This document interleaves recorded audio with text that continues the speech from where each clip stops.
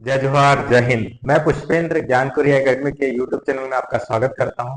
हम कर रहे हैं सीजीपीएससी 75 डे चैलेंज और आज से हम स्टार्ट करेंगे पॉलिटी के 75 क्वेश्चन। तो स्टार्ट करते हैं। पहला क्वेश्चन जो आपका जो लीगल हिस्ट्री के ऊपर रहेगा, मतलब कौन कौन से एक्ट है, उसमें कौन कौन से प्रोविजन था और उसके कारण अभी जो आपका वर्तमान जो हम लोग का पार्लियामेंट्री सिस्टम बनता है, तो वो हम लोग देखेंगे। तो पहला क्वेश्चन है कि ब्रिटिश शासन के विभिन्न चरणों और उसके समय सीमा को मिलाइए। तो बताना है कि अलग अलग चरण थे ब्रिटिश शासन के, तो उसको मिलाना है। पहला था कंपनी रूल, ठीक है, यानी कि ईस्ट इंडिया कंपनी। आपको पता है 1600 में ईस्ट इंडिया कंपनी आई थी व्यवसाय करने के लिए। उसके बाद क्या है कि बैटल ऑफ प्लासी होता है, और वो बैटल ऑफ प्लासी, उसके बाद बैटल ऑफ बक्सर होता है, और दोनों के बाद क्या होता है, ये राजनीतिक पावर बन जाते हैं। तो उसके बाद क्या है, राजनीतिक पावर होते हैं। उसके बाद फिर एक 1857 की क्रांति होता है, और 1857 में फिर क्या है, क्राउन रूल होता है। तो उसके लिए अलग अलग चरण है। तो पहला जो कंपनी शासन है, ठीक, पहला कंपनी शासन जो स्टार्ट होता है आपका 1773 से लेके 1858 तक। तो कंपनी शासन यहाँ तक होता है। फिर 1858 के क्रांति के बाद क्या हो जाता है, जो सिस्टम है वो ब्रिटिश क्राउन के पास पहुंच जाता है, यानी कि रानी की शासन होती है। तो उसको हम लोग क्या बोलते हैं, क्राउन रूल बोलते हैं। क्राउन रूल होता है, स्टार्ट कब होता है, 1858 से लेके 1947 तक। फिर 1947 में हम लोग को जो गवर्नमेंट ऑफ इंडिया एक्ट 1947 में हमको आजादी मिल जाता है। लेकिन वहां से लेके हम लोग जो गणतंत्र दिवस तक, जब यानी कि 26 जनवरी 1950 तक, जिस दिन हम लोग अपना कॉन्स्टिट्यूशन को पूर्णतः अपना खुद का बनाते हैं, अडॉप्ट करते हैं, और तो गणतंत्र बनते हैं, तब तक का जो टाइम पीरियड रहता है उसको बोलते हैं हम लोग डोमिनियल स्टेटस बोलते हैं। उसको हम लोग क्या बोलते हैं, डोमिनियल स्टेटस। तो उतना टाइम रहता है। तो इसका जो सही आंसर हो जाएगा, कंपनी रूल के साथ ए हो जाएगा, उसके बाद क्राउन रूल के साथ बी, और जो है डोमिनियल स्टेटस हम लोग का हो जाएगा, सी हो जाएगा। अगला प्रश्न हम लोग देखते हैं कि जो सबसे पहला जो एक्ट था 1773 में, जो रेगुलेटिंग एक्ट बोला जाता है, तो उसका कौन सा एक पॉइंट है जो महत्वहीन है, बोल सकते हैं, महत्व नहीं है, तो ये बताना पड़ेगा। तो ये क्या है कि पहला स्टेप था, फर्स्ट स्टेप था कंट्रोल करने के लिए, रेगुलेट करने के लिए ईस्ट इंडिया कंपनी को। बिल्कुल सही है। दूसरा, इसने रिकॉग्नाइज किया था पॉलिटिकल और administrative function of the company. Company के जो पॉलिटिकल है, राजनीतिक और प्रशासनिक कार्य को उन्होंने मान्यता दी थी। बिल्कुल सही है। ठीक। Foundation of parliamentary sovereignty in India, Bharat में संसदीय प्रभुत्व की नींव रखी। ये ऐसा नहीं बोल सकते कि पार्लियामेंट्री सोवरेनिटी की नींव रखी। तो ये जब एक्ट हम लोग पढ़ेंगे 1773 की, तो ये ऐसे नहीं बोल सकते कि पार्लियामेंट्री सोवरेनिटी की नींव रखी है। ये फाउंडेशन फॉर सेंट्रल एडमिनिस्ट्रेशन, हाँ, एडमिनिस्ट्रेशन के लिए एक सेंट्रल फाउंडेशन के लिए एक नींव रखता है। मतलब क्या हो गया कि ईस्ट इंडिया कंपनी है वो चला रहा है, ठीक है ना, एक जो है व्यापारिक संगठन चला रहा है। फिर पार्लियामेंट जो है, ब्रिटिश का पार्लियामेंट क्या है, एक रूल्स एंड रेगुलेशन लेके आता है, जिसको हम लोग रेगुलेटरी एक्ट बोलते हैं, और उसके उसके साथ क्या है, ईस्ट इंडिया कंपनी को रेगुलेट कर रहा है, और उसके कारण एक एडमिनिस्ट्रेटिव सिस्टम यहाँ पे फाउंडेशन कर रहा है। तो आंसर डी भी सही हो जाएगा। तो आपका जो ऑप्शन सी है यहाँ पे जो है गलत नजर आता है।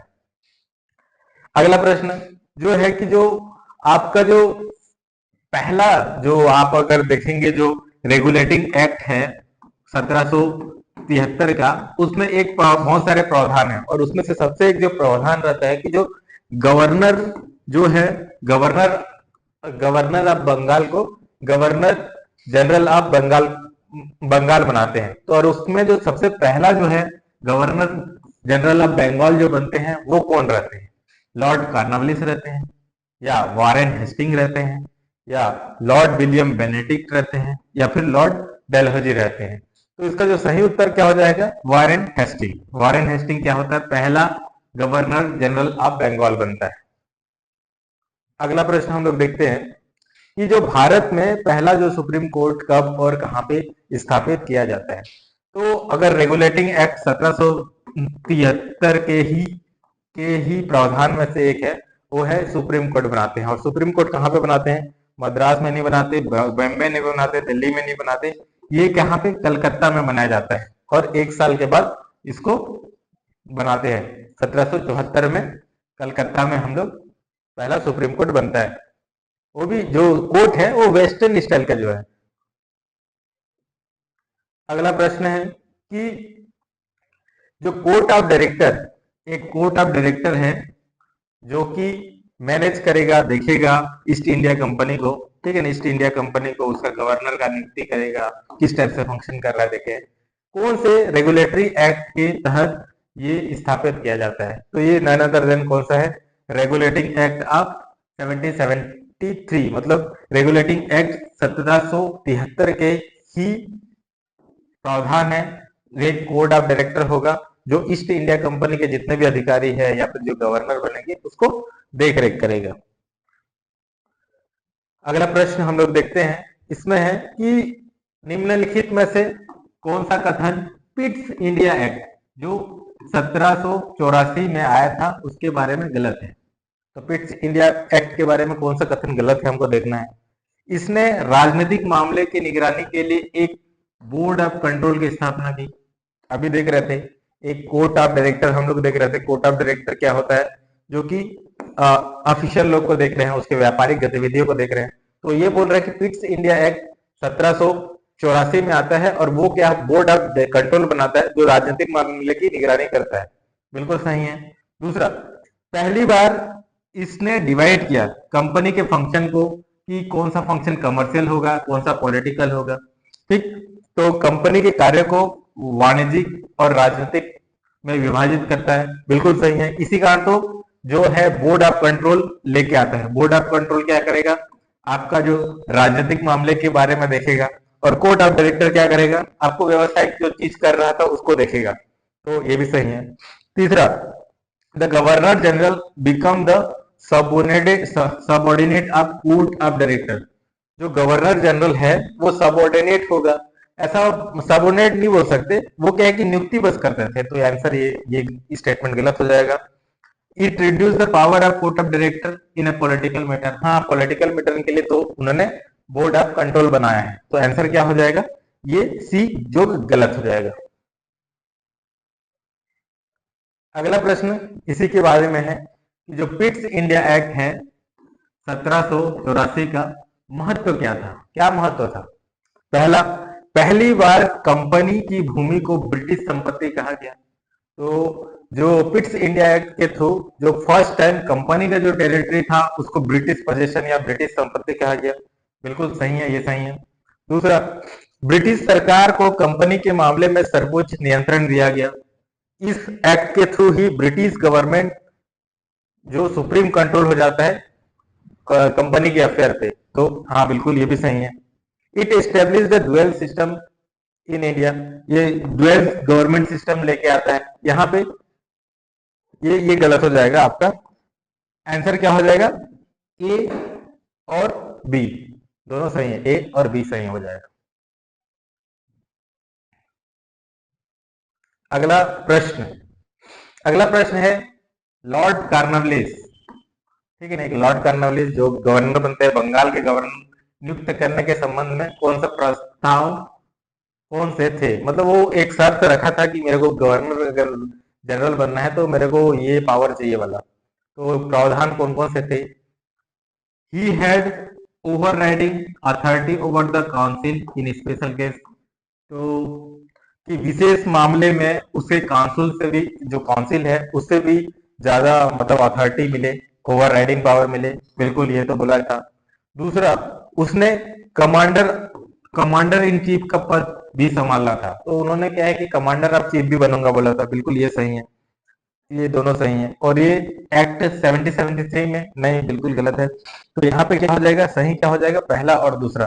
तो लॉर्ड कार्नवालिस के टाइम में अगर देखेंगे तो वो क्या है कि सेंट्रलाइज और पावर को सेंट्रलाइज करना चाह रहा है। क्योंकि लॉर्ड कार्नवालिस के टाइम में अगर आप देखोगे तो ये क्या हो रहा है कि ये मैसूर के साथ लड़ाई कर रहा है, उसके बाद गठबंधन कर रहा है निजाम के साथ, मराठा के साथ इधर कर रहा है।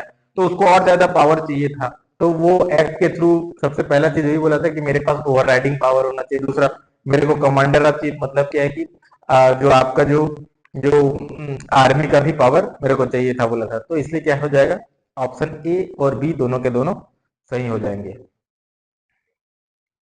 अगला जो चार्टर एक्ट आया था 1973, सॉरी 1793, 1793 चार्टर अधिनियम के समय बंगाल का गवर्नर जनरल कौन था? तो आपको बताना है कि 1793 के टाइम बंगाल का गवर्नर जनरल कौन था। अगर 1793, अगर आपको याद होगा 1799 में, तो ये मैसूर में जीतता है, मैसूर, ठीक है, वहां पे जीतते हैं। कौन जीतता है? तो उतना टाइम जो गवर्नर जनरल रहता है वो भी लॉर्ड कार्नवालिस रहता है। तो ये जो इतना टाइम जो गवर्नर है 1793 में, वो है लॉर्ड कार्नवालिस। तो आंसर हो जाएगा ए हो जाएगा। अगला प्रश्न है कि भारत में जो ईसाई मिशनरी को अपने धर्म या अपने ज्ञान के प्रचार के लिए कौन सा अधिनियम अनुमति देता है? तो कौन सा एक्ट के थ्रू क्या है कि बोला जाता है कि जो ईसाई मिशनरीज हैं अपना इनलाइटमेंट या फिर ज्ञान का प्रचार या धर्म का प्रचार करने की अनुमति देता है? Regulating act 1773, Pitt's India act 1784, charter act 1813 या फिर चार्टर एक्ट 1833। तो ये हो जाता है क्या है, चार्टर एक्ट 1813 के थ्रू क्या करते हैं, जो मिशनरी एक्टिविटी अपना स्टार्ट कर सकते हैं। तो आंसर हो जाएगा सी। अगला प्रश्न है चार्टर एक्ट 1813 के बारे में ही है कि निम्नलिखित में से कौन सा कथन गलत है बताना है। निम्नलिखित में से कौन सा कथन गलत है बताना है चार्टर एक्ट 1813 के बारे में। इसने चाय और अफीम को छोड़ के ईस्ट इंडिया कंपनी के व्यापार एकाधिकार को समाप्त कर दिया। बिल्कुल सही है कि चाय और अफीम मतलब ये चाइना के साथ, ठीक है, टी और चाइना के साथ जो है, जो एकाधिकार ब्रिटिश ईस्ट इंडिया कंपनी को रखने दिया, बाकी जितने भी एकाधिकार है उसको खत्म कर दिया। तो ये सही है। दूसरा, it authorise the local government to impose taxes and punish non pair.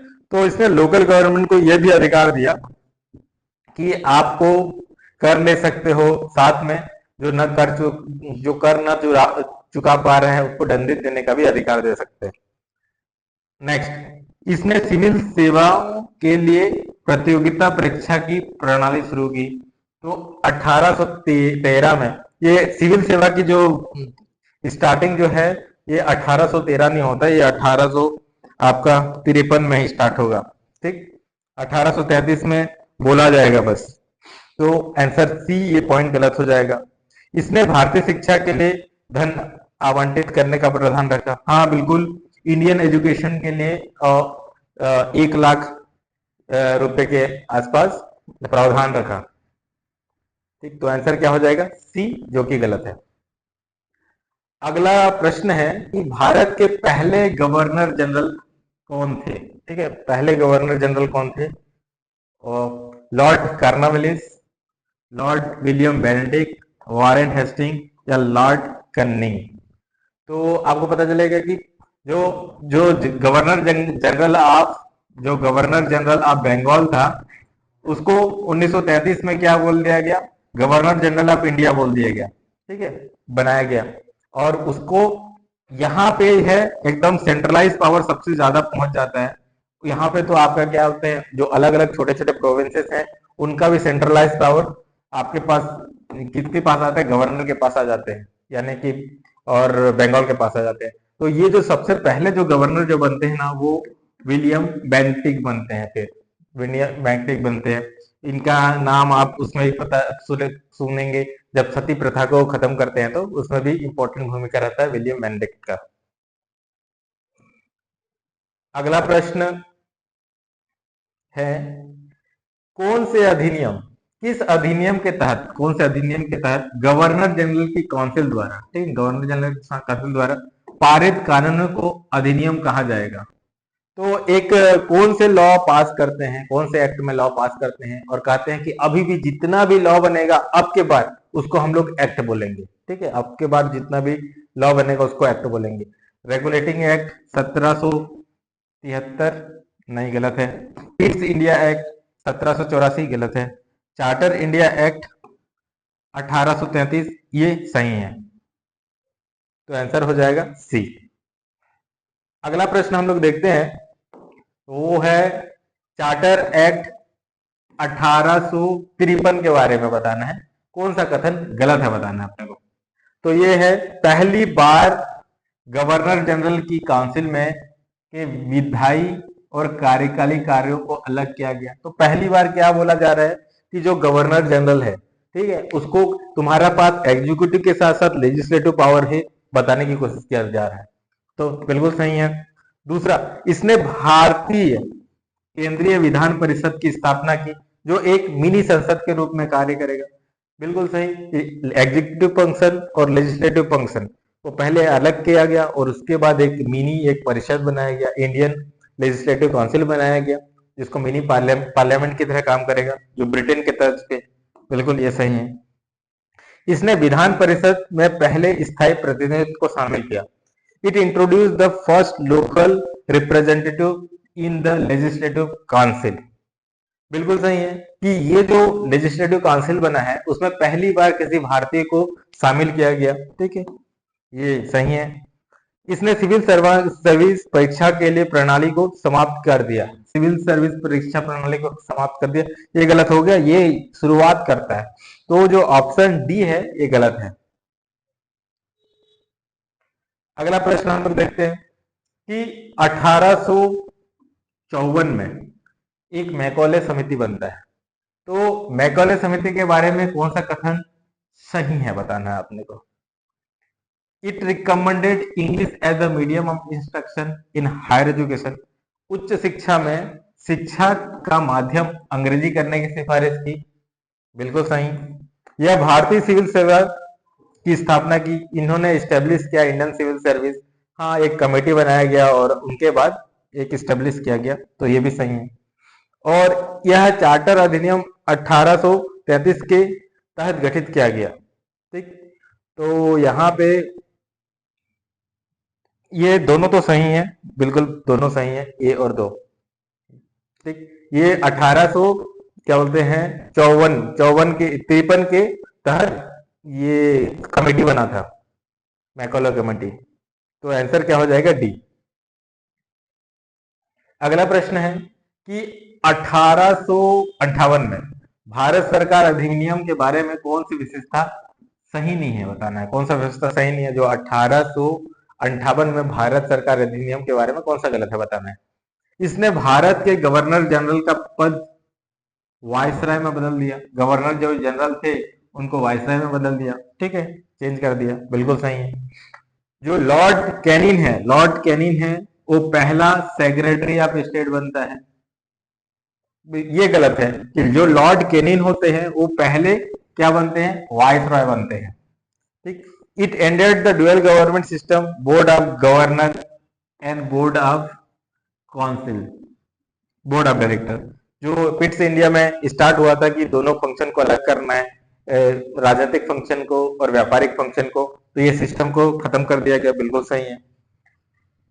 और इसने पूरा जो पावर है ईस्ट इंडिया कंपनी को खत्म करके पूरा ब्रिटिश क्राउन को दे दिया, बिल्कुल सही है। तो 1857 की क्रांति के बाद क्या हुआ था, सबसे बड़ा इफेक्ट यही हुआ था कि जो ईस्ट इंडिया कंपनी को खत्म करके उसका जो पूरा पावर है, पूरा रेवेन्यू पावर, सब जितने भी टाइप का पावर है उसको ब्रिटिश क्राउन को दे दिया गया, बिल्कुल सही है। तो गलत क्या हो जाएगा कि जो लॉर्ड कैनिन हो जाएगा वो क्या है कि पहले सेक्रेटरी ऑफ स्टेट नहीं वायसराय बनते। अगला प्रश्न हम लोग देखेंगे कि 1861 में भारतीय परिषद अधिनियम के बारे में कौन सा कथन सही है बताना है। कौन सा कथन सही है बताना है किसके बारे में, कि 1861 के। इसने कानूनी निर्माण प्रक्रिया में भारतीयों के प्रतिनिधित्व की शुरुआत की। 1861 में क्या बोला गया कि आप जो भारतीय क्या कर सकते हैं, लॉ मेकिंग प्रोसेस में आ सकते हैं, बिल्कुल। दूसरा, it introduce the decentralisation and recognise the portfolio system. ये बोल रहा है कि जो अभी तक केंद्रित किया गया था, 1833 में क्या हुआ था, पूरा कंप्लीट सेंट्रलाइज हो गया था पावर, अब उसका जो है डिसेंट्रलाइज कर रहा है पावर को और दूसरे को भी दे रहा है, अलग अलग, जैसे मद्रास प्रोविंसेस हो गया, मुंबई प्रोविंसेस को थोड़ा सा ज्यादा पावर दे दिया। तो और साथ ही साथ अलग अलग डिपार्टमेंटल सिस्टम बनाया जिसको हम लोग पोर्टफोलियो सिस्टम बोलते हैं। बिल्कुल सही है। तीसरा, ये वाइसराय को अध्यादेश जारी करने का अधिकार दिया गया। बिल्कुल, जब काउंसिल नहीं चल रहा है तो वाइसराय को क्या कर सकता है कि अध्यादेश जो ऑर्डिनेंस है आज भी हम लोग जारी करते हैं, तो ऑर्डिनेंस जारी करने का आपको पावर दिया गया। तो इसमें क्या हो जाएगा, पहला दूसरा तीसरा दोनों सभी के सभी सही हो जाएगा, तो ऑप्शन हो जाएगा डी। अगला प्रश्न हम लोग देखते हैं, ये है कौन सा अधिनियम जिसको मॉर्ले मिंटो सुधार के रूप में जाना जाता है मुस्लिमों के लिए एक पृथक निर्वाचन मंडल की शुरुआत से संबंधित है। तो ये बताना है कि मॉर्ले मिंटो रिफॉर्म सुधार कौन से अधिनियम को कहते हैं। तो एक मॉर्ले और एक मिंटो है, ठीक, ये सेक्रेटरी ऑफ स्टेट रहते हैं जो, और दूसरा दूसरा क्या होता है, वाइस रॉय रहता है, तो उसी के नाम से रहता है और बोला भी जाता है। तो ये जो रिफॉर्म जो स्टार्ट हुआ है उसको हम लोग क्या बोलते हैं, government of Indian council act 1919। तो इंडियन भारतीय परिषद अधिनियम 1919 को ही हम लोग मॉर्ले मिंटो रिफॉर्म के आज बोलते हैं, ठीक है। और इसी ने ही सेपरेट इलेक्टोरेट की शुरुआत की थी। तो आंसर हो जाएगा बी। अगला प्रश्न हम लोग देखते हैं, जो वाइस रॉय के काउंसिल है, ठीक है, वाइस रॉय के जो काउंसिल है, कार्यकारिणी परिषद है, उसमें शामिल होने वाले पहले भारतीय कौन थे। तो बताना है, बनारस के क्या राजा थे, नहीं। महाराजा पटियाला, नहीं। सर दिनकर राव, नहीं। ये जो है सत्येंद्र प्रसाद सिन्हा, ये कौन से, सत्येंद्र प्रसाद सिन्हा। लेकिन जो पहली बार किसी भारतीय को जो ब्रिटिश काउंसिल में जो लेके गए थे उसमें जो आपका हो जाएंगे बनारस के राजा, पटियाला के राजा और सर दिनकर राव थे। लेकिन जो वाइस रॉय की जो एग्जीक्यूटिव काउंसिल है जहां पे कार्यकारी सदस्य में जो पहला भारतीय को जो मिला मौका वो है सत्येंद्र प्रसाद सिन्हा, ठीक। आंसर हो जाएगा डी। अगला प्रश्न हम लोग देखते हैं, जो 1919 में जो भारत सरकार अधिनियम आया, 1919 में भारत सरकार जो अधिनियम आया उसके बारे में कौन सा कथन गलत है, कौन सा कथन गलत है हम लोग को देखना है। एक जो गलत है स्टेटमेंट, इसका उद्देश्य भारत में उत्तरदायी या फिर जो रिस्पॉन्सिबल गवर्नेंस धीरे से लेके आना था। बिल्कुल, उन्होंने कहा ये था कि हम लोग 1900 गवर्नमेंट ऑफ इंडिया एक्ट 1919 के थ्रू कि हमारा जो मकसद है भारत में रूल करने का कि धीरे धीरे हम लोग रिस्पॉन्सिबल गवर्नमेंट लेके आएंगे, तो पहला सही है। इंट्रोड्यूस डायरकी इन प्रोविंसेस, तो उन्हें द्वैत शासन की शुरुआत की प्रांतों में, ठीक है, बिल्कुल सही है। अलग अलग लिस्ट बनाए और स्टार्ट किए। तीसरा सही है। तीसरा, इसने सांप्रदायिक जो प्रतिनिधित्व था, जो कम्युनल जो अकॉर्ड था जिसमें हिंदू और मुस्लिम को बांटने की बात की थी, ठीक है ना, सेपरेट लॉकडाउन के लोग 1919 के अधिनियम में, अब उसको विस्तार किया जिसमें सिख को जोड़ा, यस, भारतीय ईसाई को जोड़ा, हाँ, एंग्लो इंडियन को जोड़ा, दलित को जोड़ा, ठीक। लेकिन ये क्या है, दलित को नहीं जोड़ा गया। यहाँ पे क्या हो गया, 1919 के आसपास में आपको सिख, भारतीय ईसाई और एंग्लो इंडियन को जोड़ा गया था, दलित को नहीं जोड़ा गया था। वो बाद में आता है, जो उसको जो होता है मैकडोनल्ड जब बनते हैं राउंड टेबल कॉन्फ्रेंस के टाइम में, तो उन्होंने दलितों को भी क्या है कि सेपरेट इलेक्टोरेट देने की बात कर दी थी। इसी कारण पूना पैक्ट हुआ था, आपको पता होगा, अंबेडकर जी और गांधी जी के बीच में पूना पैक्ट हुआ था 1932 में। तो ये वाला स्टेटमेंट यहाँ पे गलत हो जाएगा। इसको, इस एक्ट को जैसे बोले कि सेक्रेटरी ऑफ स्टेट मॉन्टेग्यू और जो वाइस रॉय है चैम्सफोर्ड के सुधार का नाम से भी जाना जाता है, बिल्कुल सही है। तो आंसर क्या हो जाएगा यहाँ पे, सी, जो कि गलत है। अगला प्रश्न, जो मॉन्टेग्यू चैम्सफोर्ड सुधार है या फिर गवर्नमेंट ऑफ इंडिया एक्ट 1919 है के बारे में कौन सा कथन गलत है, बताना है कौन सा कथन गलत है। एक स्टेटमेंट हमारा यहाँ पे गलत है, उसको बताना है। इसने सार्वभौमिक वयस्क मताधिकार प्रदान किया, जो कि कंप्लीट जो सबको वोट देने का अधिकार इसने दिया। दूसरा बोल रहा है कि इसने लंदन में भारतीयों के लिए नए उच्चायुक्त या फिर हाई कमिश्नर बनाया गया, तो बिल्कुल सही है। इस एक्ट के थ्रू क्या हुआ, न्यू ऑफिस बनाया गया है, high commission for India in London, ठीक। तीसरा, पहली बार लोक सेवा आयोग की स्थापना की, ठीक है ना, इसके थ्रू क्या है कि पब्लिक सर्विस कमीशन की स्थापना किया गया, बिल्कुल सही है, ठीक। इसने पहली बार प्रांतीय बजट को केंद्रीय बजट से अलग रखा, ये भी सही है। गलत क्या है?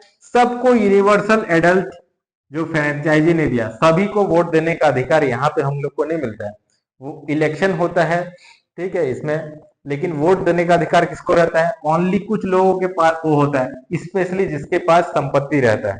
तो आंसर क्या हो जाएगा? ए, जो कि गलत है। अगला प्रश्न हम लोग देखें, वो है साइमन कमीशन। साइमन कमीशन जो 1927 में आया, इसके बारे में कौन सा कथन गलत है बताना है अपने को, ठीक। तो यह भारत सरकार अधिनियम 1919 के कामकाज की समीक्षा करने के लिए स्थापित किया गया था। बिल्कुल सही है। ये आपको 10 साल के बाद इसको रिव्यू करेंगे बोल के ये फिर से साइमन कमीशन 1927 में बनाया गया था। सही है। दूसरा, इसने इट इंक्लूडेड भारतीय सदस्यों को शामिल किया गया, ठीक नहीं। साइमन कमीशन का विरोध ही इसलिए किया गया था क्योंकि हर एक जो यहाँ पे मेंबर थे व्हाइट थे, ये गलत हो जाएगा। तीसरा, इट वाज बहिष्कार, इसका बहिष्कार भारतीय नेताओं द्वारा राजनीतिक रूप से भी किया गया था। बिल्कुल सही है। इसका विरोध किया गया था सब कि go back Simon, go back बोल के। उसके बाद यह इसके कारण नेहरू रिपोर्ट बनाया गया जो कि एक अल्टरनेटिव कॉन्स्टिट्यूशन फ्रेमवर्क था। बिल्कुल सही है कि एक वैकल्पिक संवैधानिक ढांचे का स्वरूप नेहरू रिपोर्ट के नेतृत्व में दिया गया। साइमन कमीशन के बाद आने के बाद जब गो बैक नारा लगा रहे थे तो अंग्रेज ने बोले कि आप लोग अपना खुद का संविधान नहीं बना सकते, तो उसको चैलेंज के तौर में कौन नेहरू लेते हैं, नेहरू रिपोर्ट फिर बनाते हैं। तो ये जो नेहरू जो है मोतीलाल नेहरू है, उनके ही अध्यक्षता में क्या है कि एक रिपोर्ट बनता है, नेहरू रिपोर्ट। तो आंसर क्या हो जाएगा? बी, जो कि गलत है। अगला प्रश्न है वो है भारत सरकार अधिनियम के बारे में 1935। 1935 भारत सरकार अधिनियम के बारे में कौन सा कथन सही नहीं है बताना है, यानी कि गलत कौन सा है, ठीक। इसने एक अखिल भारतीय संघ की स्थापना का प्रावधान रखा। तो इस अधिनियम के थ्रू अखिल भारतीय संघ की स्थापना करेंगे, उसका प्रावधान था। बिल्कुल सही था, भले नहीं बना पाया लेकिन प्रावधान था अखिल भारतीय संघ, ऑल इंडिया फेडरेशन, ठीक है ना, एक फेडरेशन बनेगा पूरा भारत का, ठीक। It abolish dyarchy and introduce provincial autonomy. तो इसने जो डायरकी या फिर द्वैत शासन था उसको समाप्त कर दिया और प्रांतीय स्वायत्तता या फिर प्रांतीय ऑटोनॉमी स्टार्ट की। तो ये भी सही है कि जो प्रोविंसेस में था, जो ड्यूअल शासन था, उसको खत्म किया गया और उसको ऑटोनॉमी दिया गया। तीसरा, इसने सभी 11 प्रांतों पे द्विसदनीय व्यवस्था शुरू की। जो बाइकैमरलिज्म जो व्यवस्था है दोनों में, जैसे कि हमें अभी पता है लोकसभा राज्यसभा दो हम लोग का द्विसदनीय व्यवस्था है। तो ये बोला गया कि दो सदनीय जो व्यवस्था है सभी के सभी 11 प्रोविंसेस में नहीं, 6 प्रोविंसेस में ही करते हैं बस। तो ये गलत हो जाएगा। इसने अनुसूचित जातियों के लिए कुछ सीट आरक्षित रखा। बिल्कुल, जो दोनों के जो 1932 में पूना समझौता के कारण ये क्या अनुसूचित जातियों के लिए कुछ सीट रिजर्व रखा। तो आंसर तो आपका जो होगा सी क्या हो जाएगा? गलत हो जाएगा।